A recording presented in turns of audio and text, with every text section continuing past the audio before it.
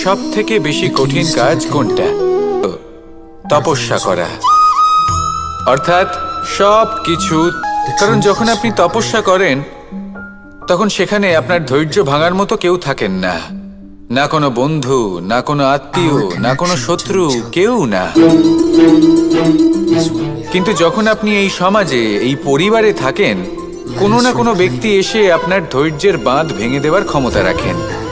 তারা আপনার ধৈর্যের বাঁধ ভেঙে দেয়, আর কখনো কখনো তারা অনিচ্ছাকৃতভাবেই সেটা করে থাকেন। কারণ তাদের মানসিকতা আপনার থেকে আলাদা, তাদের কর্ম আপনার থেকে আলাদা, তাদের দৃষ্টিভঙ্গি আপনার থেকে আলাদা, জীবন যাপন আপনার থেকে আলাদা। সেক্ষেত্রে আপনি ধৈর্যচ্যুত হন, প্রসন্নতা আপনার থেকে ছিনিয়ে নেওয়া হয়। সেই জন্য এই সংসারে, এই পরিবারের থেকেও ধৈর্য ধরে সামনে অগ্রসর হওয়া কোনো পর্বতের শিখরে গিয়ে তপস্যা করার থেকেও অনেক বেশি কঠিন। আর যে ব্যক্তি এই সমাজেই, এই পরিবারে, সেই সকল মানুষের মধ্যে থেকে গিয়েও ধৈর্য ধরে অগ্রসর হতে থাকেন, যারা এই কাজটা শিখে নিতে পারেন, তারাই কিন্তু জীবনে আনন্দ লাভ করতে পারেন। এই ধৈর্যই শেষে আপনার জীবনে প্রসন্নতা বহন করে আনবে। তাই ধৈর্য ধরে জীবনের পথে অগ্রসর হন আর আমার সাথে ভালোবেসে বলুন, রাধা রাধা। কর্ম এবং ফল। মানুষের স্বভাব হলো এটাই যে তিনি নিজের প্রত্যেক পরিশ্রমের প্রতিফল প্রার্থনা করেন। বেশিরভাগ সময় এই ফলাফলের চিন্তা করতে করতে, কল্পনা করতে করতে উনি কর্ম করতে থাকেন, যে আমি এই কাজটা করলে এই ফল পাবো। সেই সব কল্পনা করতে থাকেন যা না তার হাতে আছে, না আছে অধিকার, আর না আছে নিয়ন্ত্রণ। উনি শুধু নিজের কর্ম করতে পারেন। উনি কি ফল পাবেন তা তার হাতে কখনোই নেই। তাই আপনিও শুধুমাত্র কর্ম করতে থাকুন, ফলের চিন্তা করবেন না। মনে রাখবেন, শিকড় এবং শাখা যেভাবে একে অপরের সাথে জড়িয়ে, সেইভাবেই একে অপরের সাথে জড়িয়ে কর্ম এবং ফল। যেরকম কর্ম আপনি করবেন, সেরকম ফল আপনি অবশ্যই পাবেন। তাই এই ফলের আশায় কর্মের সময় কখনোই নষ্ট করবেন না। কারণ যে ব্যক্তি সময় নষ্ট করেন, সময় সেই ব্যক্তিকে অবশ্যই নষ্ট করে দেয়। কর্ম করুন নিঃস্বার্থভাবে, ফলের চিন্তা করবেন না, আর আমার সাথে ভালোবেসে বলুন, রাধা রাধা। দ্বিতীয় হলো আত্মবিশ্বাস।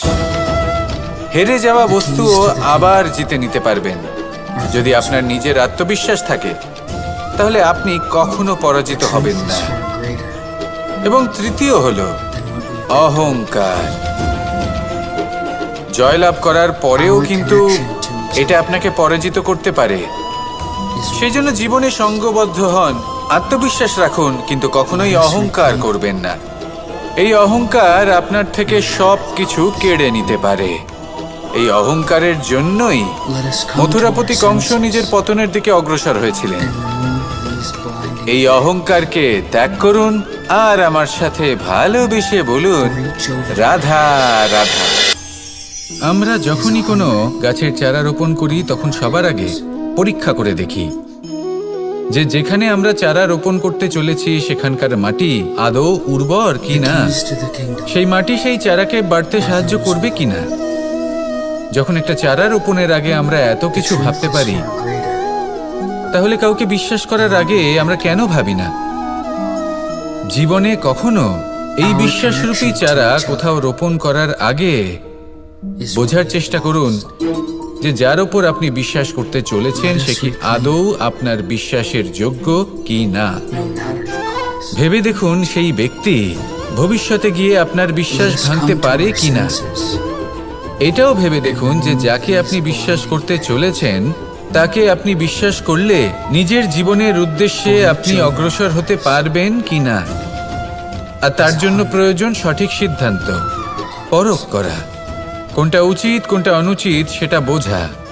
আর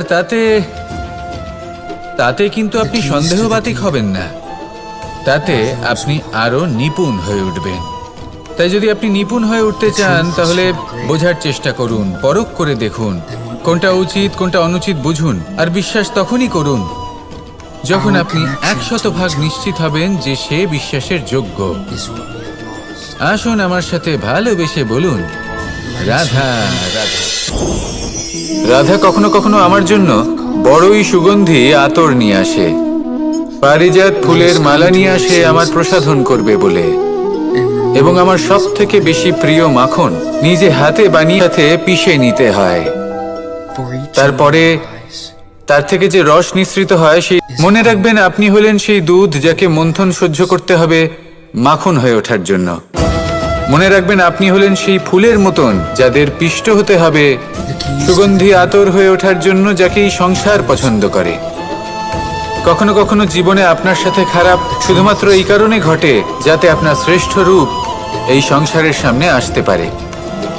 শুধুমাত্র কঠিন পরিস্থিতি এবং বিপদকে একটা সুযোগ হিসেবে দেখার চেষ্টা করুন। আপনার জন্য এই সংসার বদলে যাবে, সংসারকে দেখার দৃষ্টিভঙ্গি পাল্টে যাবে, আপনার ভাগ্য পাল্টে যাবে, আর এই মন প্রসন্ন হয়ে বলবে রাধা রাধা। পাশা নামক এই খেলাটি আপনারা নিশ্চয়ই খেলেছেন, না খেলে থাকলে দেখেছেন, আর যদি দেখেও না থাকেন তাহলে নিশ্চিত রূপে শুনেছেন। মহাভারতের এই মহাযুদ্ধ কোথাও না কোথাও এই পাশা নামক খেলার কারণে হয়েছিল।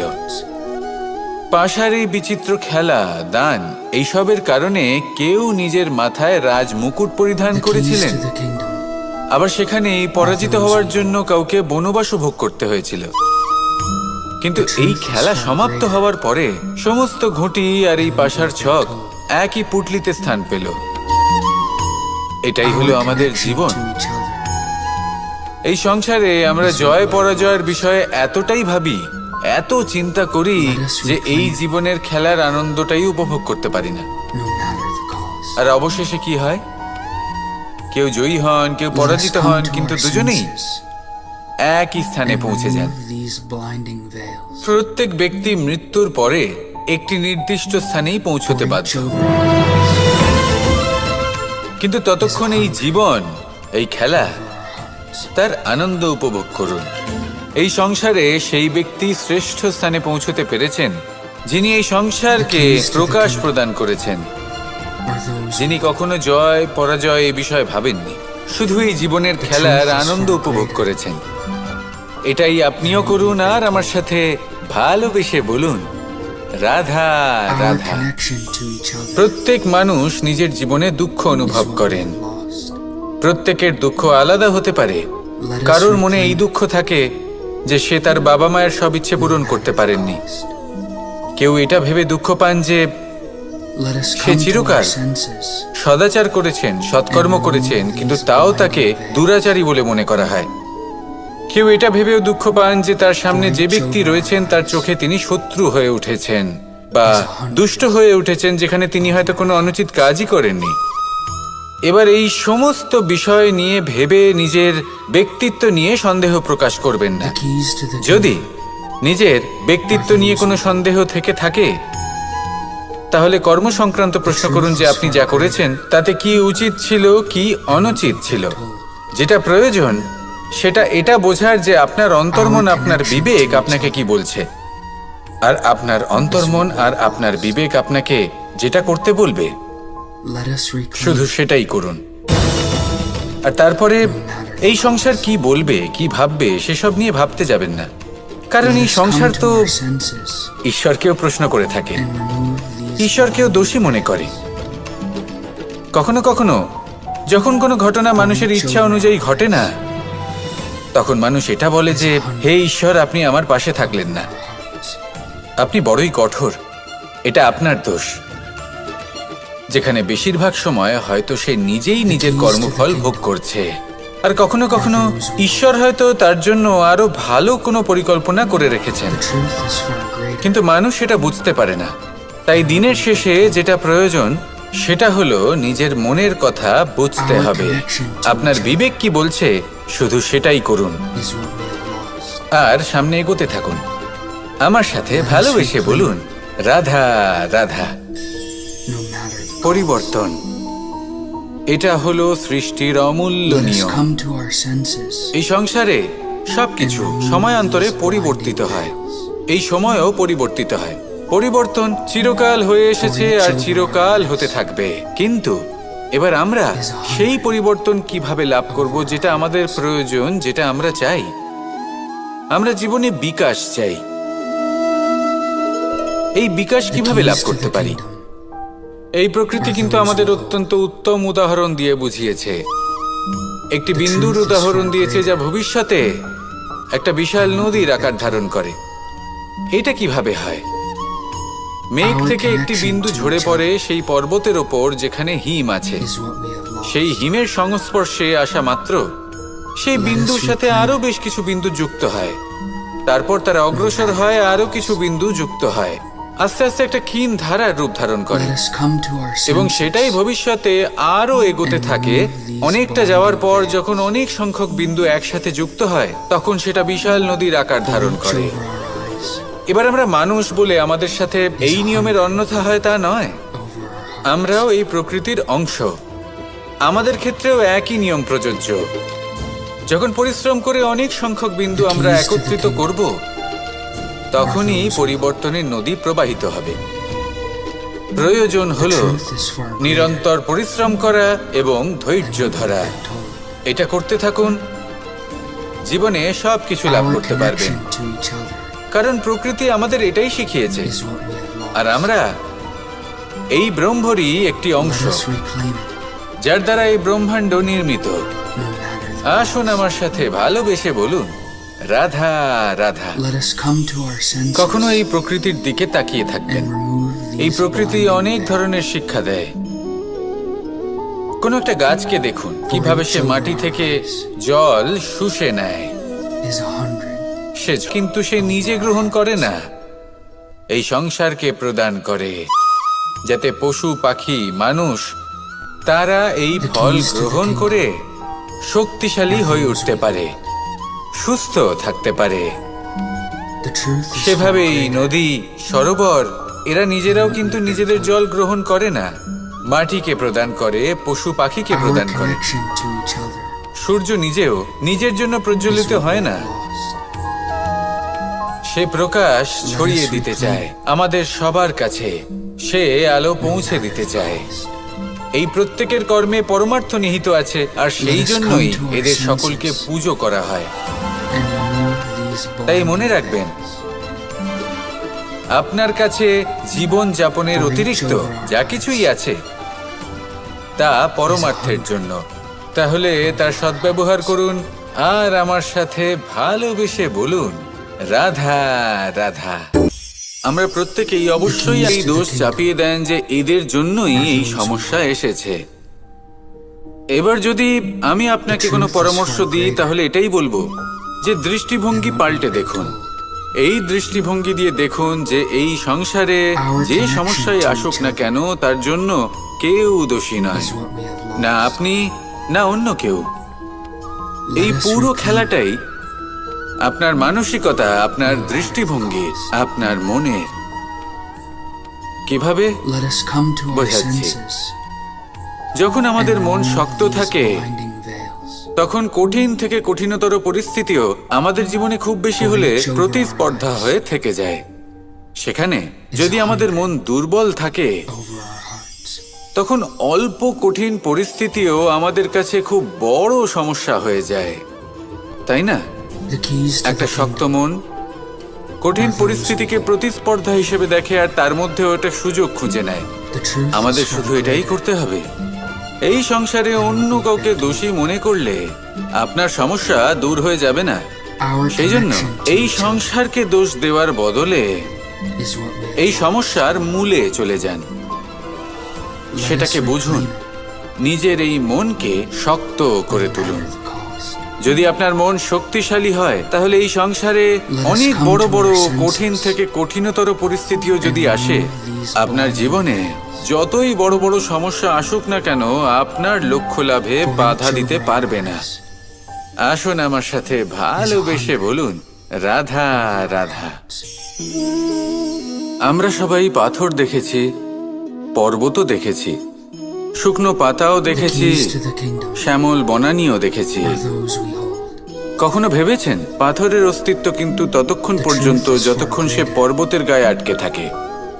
যখন সেই পর্বত থেকে সেই পাথর ভিন্ন হয়ে যায় ও নিজের অস্তিত্ব হারিয়ে ফেলে আস্তে আস্তে, কখনো পাথর কেটে বা কখনো পিষ্ট হয়ে সেই পাথর আস্তে আস্তে মাটিতে পরিণত হয় এবং পূর্ণরূপে নিজের অস্তিত্ব হারিয়ে ফেলে। এটাই পাতার সাথেও হয়।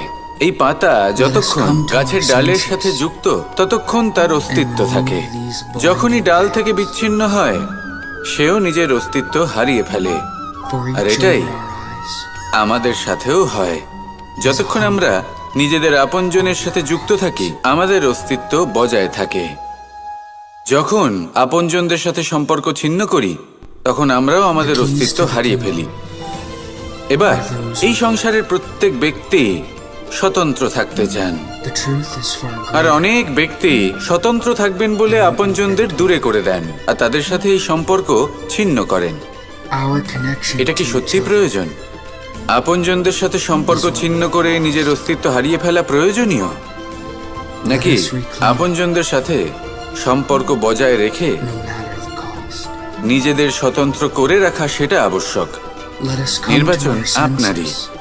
আসুন আমার সাথে ভালোবেসে বলুন, রাধা রাধা। আপনি কি কখনো নৌকা যাত্রা করেছেন?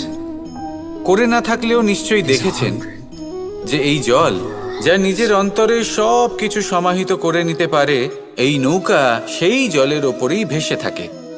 কোনো তফাৎ হবে না যে সেই ছিদ্র ছোট নাকি বড়, নৌকা ডুবে যাবে।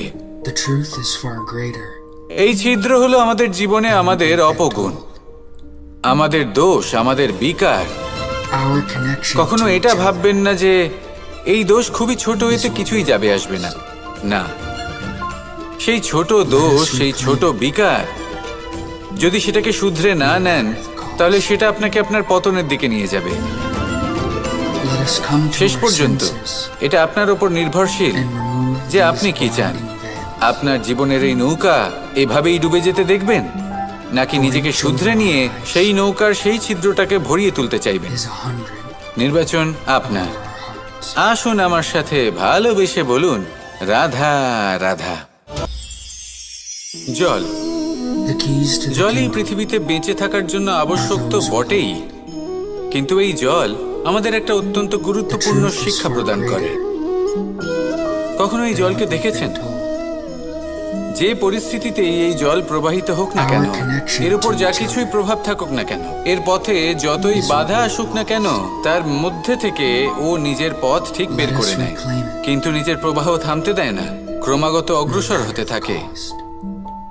সেরকমই একটা শিক্ষা যেটা আমরা জল থেকে পেয়ে থাকি তা হলো এটা, আমরা যখন জলের দিকে তাকাই তখন আমরা নিজের প্রতিবিম্ব দেখি, স্পষ্টভাবে দেখতে পাই, কিন্তু তখনই দেখতে পাই যখন এই জল শান্ত থাকে, স্থির থাকে।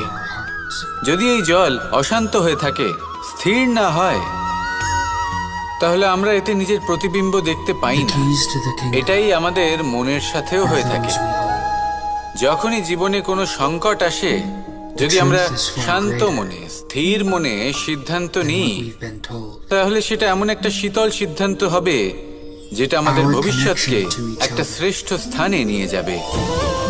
যদি এই মন অশান্ত হয়, বিচলিত হয়, পীড়িত হয়, দুঃখিত হয়ে থাকে, রুষ্ট হয়ে থাকে, তাহলে অনেক সময় আমরা এমন সিদ্ধান্ত নিই যেটা আমাদের জন্য অনুচিত প্রমাণিত হয়।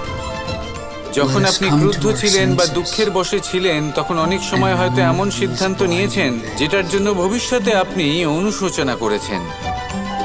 এবার দেখুন, এই আবেগগুলো থেকে আমরা পালাতে পারবো না, কিন্তু এই আবেগগুলো আপনার উপর কতটা প্রভাব ফেলবে সেটা আমরা অবশ্যই ঠিক করতে পারি। এই মনকে আমরা নিয়ন্ত্রণ করতে পারি। এটাই করুন, চিন্তা করুন, এই মনকে শান্ত রাখুন, স্থির হতে চেষ্টা করুন, আর তারপরে সিদ্ধান্ত নিন। আসুন আমার সাথে ভালোবেসে বলুন, রাধা রাধা। এই সংসারে ভৌতিক বস্তুরও নিয়তি আছে। যারাই এই সংসারে আসে বা উৎপন্ন হয়, তারা কিছুমাত্র সময় পর্যন্তই এখানে থাকতে পারে, আর তারপরে সেও লুপ্ত হয়ে যায়, অর্থাৎ সে নিজেও এই পঞ্চমহাভূতে সমাহিত হয়ে যায়। আমাদের সাথেও ঠিক এটাই হয়। সেই জন্যই ঈশ্বর দ্বারা প্রদত্ত এই উপহারের বিষয়ে ভাবুন, এই জীবনের বিষয়ে ভাবুন। ঠিক যেমন বিশ্বাস ভঙ্গ হলে কোনো ব্যক্তি আমাদের কাছে অপরিচিত হয়ে যান, ঠিক সেরকমই শেষ নিঃশ্বাস ত্যাগের পর এই শরীরও আমাদের কাছে পরই হয়ে যায়। তাই এই শরীর থাকাকালীন শ্রেষ্ঠভাবে একে সদ্ব্যবহার করুন, এই জীবনে শ্রেষ্ঠ কর্ম করুন। আর এই জীবনকে শ্রেষ্ঠভাবে যাপন করার জন্য কিছু কথা বোঝা প্রয়োজনীয়। যদি আপনি কারোর প্রশংসা করেন তাহলে পূর্ণ হৃদয় দিয়ে করুন। যদি আপনি হস্তক্ষেপ করে থাকেন তাহলে মস্তিষ্ক দ্বারা করুন। যদি আপনি সমীক্ষা করেন তাহলে বিবেক দ্বারা করুন। যদি আপনি ধন অর্জন করতে চান তাহলে নীতি অনুসারে চলুন। যদি জীবন যাপন করতে চান তাহলে রীতি মেনে করুন। আর যদি ঈশ্বরের ভজন করতে চান তাহলে ভক্তিভাব নিয়ে করুন। শুধু এই কথা মনে রাখবেন যে আপনার এই জীবন কিন্তু অনিশ্চিত কাল পর্যন্তই আছে। কতক্ষণ আছে সেটা কেউ জানে না। তাই কিছু মুহূর্ত যেটা যাপন করতে আমরা এখানে এসেছি, সেখানে ক্রোধ, অহংকার, ঈর্ষা, এইসব আবেগের কি গুরুত্ব বলুন তো? এগুলো ত্যাগ করুন। মানুষকে ক্ষমা করতে শিখুন। আস্তে আস্তে বিশ্বাস করতে শিখুন। এই সংসারে নিঃস্বার্থভাবে প্রেম করতে শিখুন আর সবার মধ্যে আনন্দ বিতরণ করুন। তাই এই সব গুণ যদি আপনি আত্মসাৎ করতে পারেন তাহলে আপনার জীবনে শুধু আনন্দ এবং আনন্দই বিরাজমান হবে। আসুন আমার সাথে ভালোবেসে বলুন, রাধা রাধা। এই ব্রহ্মাণ্ড কত বৃহৎ, তাই না? যার সম্মুখে এই পৃথিবীকেও একটা বিন্দুর মতো মনে হয়। আর এই পৃথিবীতে আমরা কে হই? আমাদের আকার কি রকম? আমাদের অস্তিত্বই বা কি? যখন আমরা এভাবে ভাবি তখন মনে হয় আমরা কিছুই নই। তা আমরা যখন কিছুই নই তাহলে আমরা এত চিন্তা করি কেন? কি ভেবে ভয় পাই? কাকেই বা এত ভয় পাই? কে আমাদের মারতে পারে আর কেই বা আমাদের জন্ম দেবে? আত্মার আসলে না কখনো জন্ম হয় আর না কখনো মৃত্যু। আত্মা শুধুই শরীর বদল করে। আপনি, আমি, আমরা সকলে এই শরীর নয়, আমরা হলাম আত্মা, যা হলো পরম আত্মার পরম অঙ্গ। সেই জন্য মনে রাখবেন, বাইরের কোথাও দেখবেন না, নিজের অন্তরের গভীরে গিয়ে দেখুন। আত্মাকে উপলব্ধি করতে শিখুন। ক্লেশ, ভয়, চিন্তা, এই সব কিছুর থেকে নিজেকে দূরে রাখুন, তাহলেই উপলব্ধি করতে পারবেন পরমাত্মা কে। তাহলে আসুন আমার সাথে ভালোবেসে বলুন, রাধা রাধা। পরিবর্তন এই সংসারের শাশ্বত নিয়ম। কোন রাজা নেই যিনি চিরকাল রাজা থাকেন, কোন ধনী ব্যক্তি নেই যিনি চিরকাল ধনী থাকবেন। এই সংসারে সূর্যের স্থান নেওয়ার জন্য চন্দ্রিমার আগমন ঘটে। কোন স্থান যাকে পতিত বলা হয়েছিল সেখানে মহল তৈরি হয়েছে। কোন স্থান যাকে আজ মলিন বলা হয়েছে কাল সেখানে মন্দির স্থাপন হতে পারে। কোন ঋতু চিরকালের জন্য থাকে না, কখনো সময় চিরকাল একরকম থাকে না। আজ যে আপনার কাছে রয়েছে কাল অন্য কারোর ছিল। আজ যে আপনার কাছে রয়েছে কাল তা অন্য কারোর কাছে চলে যাবে। আপনার সাথে